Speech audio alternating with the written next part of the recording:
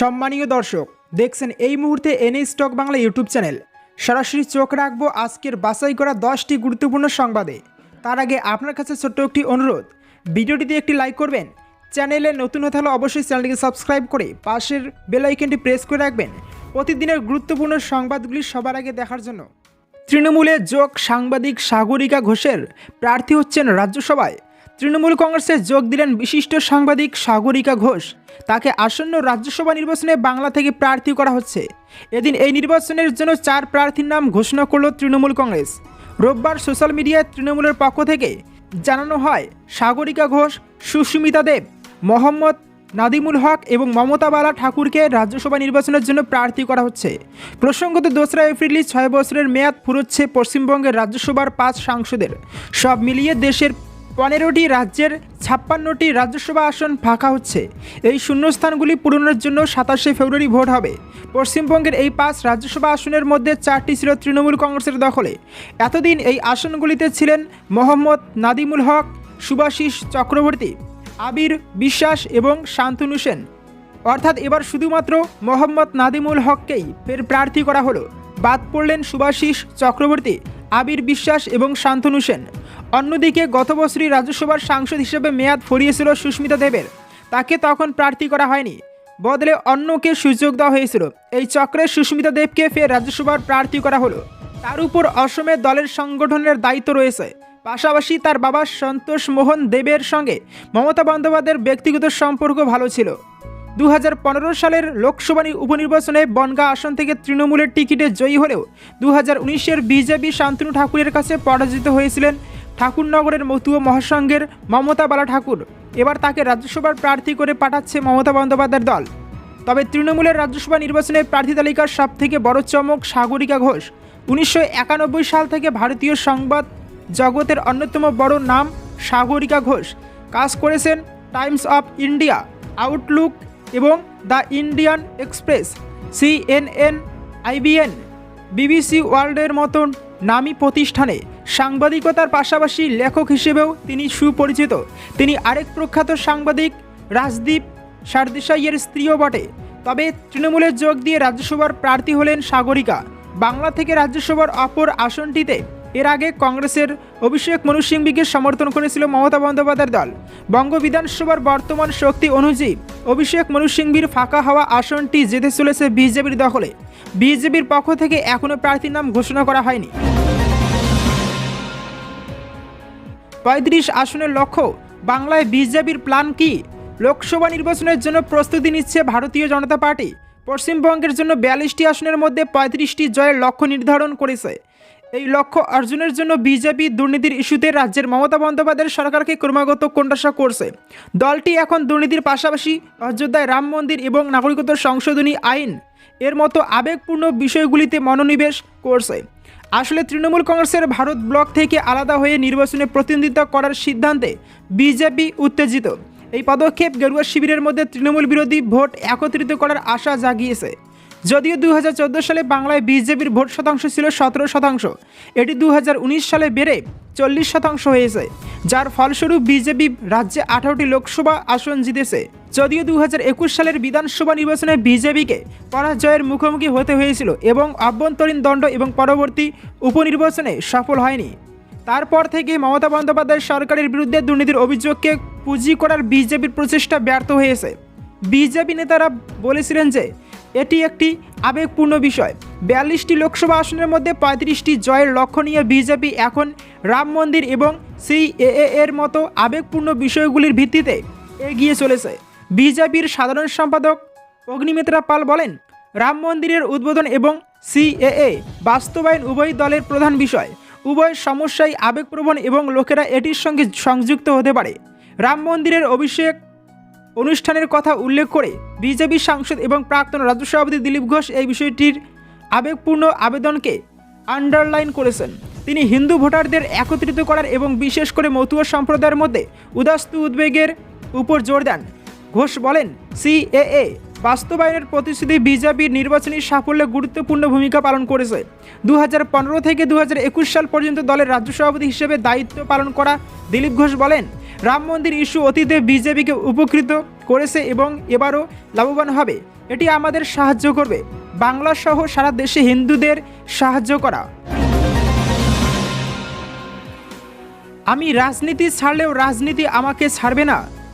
জোড়া বৈঠকের পর মতবদল দেবের। প্রথমে অভিষেক বন্দ্যোপাধ্যায় এবং তারপর দলনেত্রী মমতা বন্দ্যোপাধ্যায়ের সঙ্গে বৈঠকেই গড়ল বরফ। গত কয়েকদিন ধরে চলা জল্পনায় ইতি টেনে দেব কার্যত বুঝিয়ে দিলেন আগামী লোকসভা নির্বাচনে দলের অনুরোধ মেনে সম্ভবত প্রার্থী হচ্ছেন তিনি। অভিষেক বন্দ্যোপাধ্যায় এবং মমতা বন্দ্যোপাধ্যায়ের সঙ্গে বৈঠকের পর এদিন হাসপাতালে অসুস্থ মিঠুন চক্রবর্তীকে দেখতে যান দেব। হাসপাতাল থেকে বেরিয়ে সাংবাদিকদের প্রশ্নের উত্তরে দেব বলেন, এর আগের দিনও আমি বলেছিলাম যে আমি চাইলে যে বেরিয়ে যাব বা ভোটে দাঁড়াবো না সেটা হবে না। দিদির মতামত খুব গুরুত্বপূর্ণ, তবে আজকে একটা কথাই বলবো, আমি রাজনীতি ছাড়লেও রাজনীতি আমাকে ছাড়বে না। এর কিছুক্ষণের মধ্যে ওই হাসপাতালেই মিঠুন চক্রবর্তীকে দেখে বেরিয়ে অভিনেতা এবং তৃণমূল বিধায়ক সোহম চক্রবর্তী জানিয়ে দেন ঘাটাল থেকেই প্রার্থী হচ্ছেন দেব। শাসক দলের সূত্রে দাবি, এদিনের বৈঠকে দেব অভিষেককে জানান প্রার্থী হওয়ার বিষয়ে দল যা সিদ্ধান্ত নেবে তাই হবে। তবে এদিনের বৈঠক নিয়ে সরাসরিভাবে দেব অথবা অভিষেক কেউই মুখ খোলেননি। এদিন ক্যামাক স্ট্রিটের অভিষেকের সঙ্গে বৈঠকের পর কালীঘাটে গিয়ে মমতা বন্দ্যোপাধ্যায়ের সঙ্গেও দেখা করেন দেব। তবে দেবের প্রার্থী হওয়া নিয়ে এদিন রীতিমতো চ্যালেঞ্জ ছুড়ে দিয়েছেন শুভেন্দু অধিকারী। তার দাবি, ঘাটাল থেকে প্রার্থী হলেও 2 লক্ষ ভোটে হারতে হবে দেবকে। তৃণমূল সূত্রের খবর, সাংসদ হিসাবে কাজ করতে গিয়ে দলীয় স্তরে কী সমস্যা হচ্ছে তা দেবের থেকে বিশদে জানতে চান তৃণমূলের জাতীয় সাধারণ সম্পাদক। সেই সমস্ত সমস্যা সমাধানেও আশ্বাস দেন তিনি। এরপরই কিছুটা নমনীয় হন দেব। কয়েকদিন আগে ঘাটাল হাসপাতালের রোগী কল্যাণ সমিতির চেয়ারম্যান সহ 3টি পদ থেকে ইস্তফা দেন তৃণমূল সাংসদ দেব। এরপরই তিনি আর ঘাটাল থেকে ভোটে লড়বেন কিনা তা নিয়ে জল্পনা তৈরি হয় রাজনৈতিক মহলে। গত বুধবার সংসদে তার বসার আসনের একটি ছবি দিয়ে ইঙ্গিতপূর্ণভাবে নিজের ইনস্টাগ্রাম পোস্টে দেব লেখেন, আর মাত্র কয়েক ঘন্টা। দেবের এই পোস্টের পরেই তার রাজনৈতিক জীবনের ভবিষ্যৎ নিয়ে নতুন করে জল্পনা ছড়ায়। এই পরিস্থিতির মধ্যে গত বৃহস্পতিবার দেব কার্যত জানিয়ে দেন এবারের নির্বাচনে লড়তে বিশেষ আগ্রহী নন তিনি, যদিও চূড়ান্ত সিদ্ধান্ত দলনেত্রী মমতা বন্দ্যোপাধ্যায় নেবেন বলেও জানিয়েছিলেন তিনি।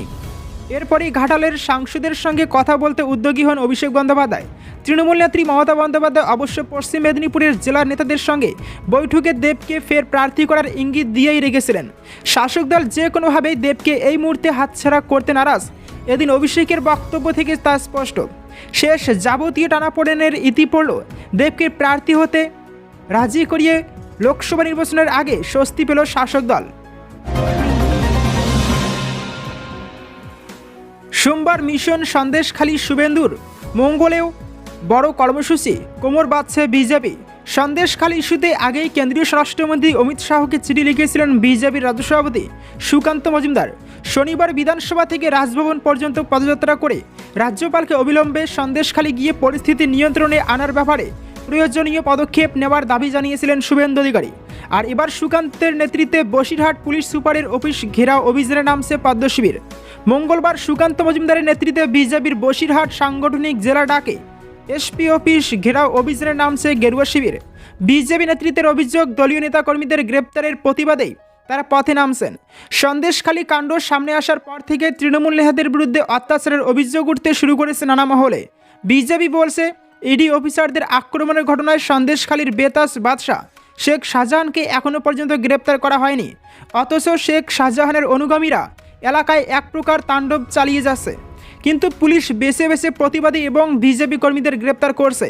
এদিন সোমবার শুভেন্দু অধিকারী জানিয়েছেন দলীয় বিধায়কদের নিয়ে তিনি সন্দেশখালী যাবেন। এরই মাঝে মঙ্গলবার বসিরহাট এসপি অফিস ঘেরাও অভিযানের ডাক দিয়েছে বঙ্গ বিজেপি। বলা বাহুল্য, সন্দেশখালীর অগ্নিগর্ভ পরিস্থিতি নিয়ে উত্তাল হয়েছিল রাজ্য রাজনীতি। ধীরে ধীরে ছন্দে ফিরছে সন্দেশখালী। আর এই প্রেক্ষাপটেই এবার একদিকে শুভেন্দু অধিকারী সহ বিজেপির বিধায়কদের সোমবার সন্দেশখালী যাওয়ার পাশাপাশি মঙ্গলবার সুকান্ত মজুমদারের নেতৃত্বে বসিরহাট পুলিশ সুপারের অফিস ঘেরাও অভিযান নিয়ে জোর প্রস্তুতি শুরু করে দিয়েছে গেরুয়া শিবিরে। বঙ্গে চূড়ান্ত ব্যর্থ বিজেপির গ্রাম চলো অভিযান, ভোকাল টনিক দিতে আসছেন অমিত শাহ, জেপি নাড্ডা। হাতে গোনা আর কয়েকদিন, তারপরেই ঘোষিত হয়ে যাবে 24-এর ভোট যুদ্ধের দিনক্ষণ। সেই যুদ্ধে কেন্দ্রের শাসক দল বিজেপির লক্ষ্য বাংলার মাটি থেকে 35টি আসন জিতে নেওয়া। 5 বছর আগে 19-এর লোকসভা নির্বাচনে বিজেপি বাংলার মাটি থেকে পেয়েছিল 18টি আসন, সেটাই তারা এবার দ্বিগুণ করতে চায়। কিন্তু চাই বললেই তো আর চলে আসবে না। সেই 35টি আসন বার করতে হবে মমতা বন্দ্যোপাধ্যায়, তার দল তৃণমূল কংগ্রেস এবং রাজ্য সরকারের যাবতীয় সব আর্থসামাজিক প্রকল্পের বিরুদ্ধে। এদিকে বাংলায় দলের হাল খুবই খারাপ। দলের আদি নেতাদের অর্ধেকের বেশি বসে গিয়েছেন। নিত্যদিন দলের বহু নেতাকর্মী দল ছাড়ছেন। মাঝে মধ্যেই জার্সি বদলাচ্ছেন দলের সাংসদ ও বিধায়কেরাও। ভোটের মাঠে দলের হাতে থাকা আসন ছিনিয়ে নিচ্ছে তৃণমূল। ফলপ হচ্ছে শাহী সভা থেকে গীতাময় ব্রিগেড, এমনকি মুখ থুবড়ে পড়েছে গ্রাম চলো অভিযানও। অগত্যা দলের নেতাকর্মীদের ভোকাল টনিক দিতে চলতি ফেব্রুয়ারি মাসের শেষেই আবার বাংলায় আসছেন অমিত শাহ, সঙ্গে জেপি নাড্ডাও। গত জানুয়ারি মাসের শেষে কেন্দ্রীয় স্বরাষ্ট্রমন্ত্রী অমিত শাহের বঙ্গ সফরের কর্মসূচি ছিল, তার সঙ্গে আসার কথা ছিল নাড্ডারও। কিন্তু বিহারের রাজনীতিতে নাটকীয় পট পরিবর্তনের ফলে সেই কর্মসূচি বাতিল হয়ে গিয়েছিল।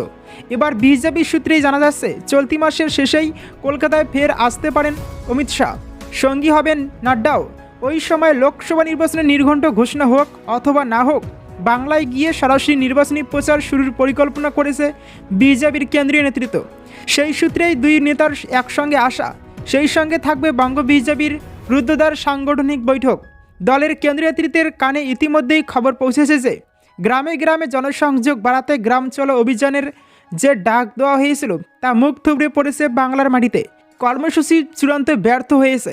মূলত সক্রিয় কর্মীর অভাবেই সেই কর্মসূচি ব্যর্থ হয়েছে। গ্রাম বাংলার অর্ধেক জায়গাতেও পৌঁছতে পারেনি পদ্ম শিবির। শুধু তাই নয়, কেন্দ্রের নানা প্রকল্পের প্রচারের জন্য বিশেষ রথ জেলায় নিয়ে যাওয়ার নির্দেশ দেওয়া হয়েছিল, কিন্তু সেই রথ বাংলার প্রতিটি গ্রামে পৌঁছে দিতে ব্যর্থ হয়েছে বাংলার পদ্ম শিবিরের নেতাকর্মীরা।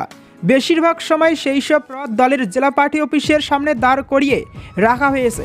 বঙ্গ বিজেপির বিক্ষুব্ধ নেতাদের একাংশের দাবি, গতবার লোকসভা নির্বাচনে বিজেপি বহু বুথে এগিয়েছিল।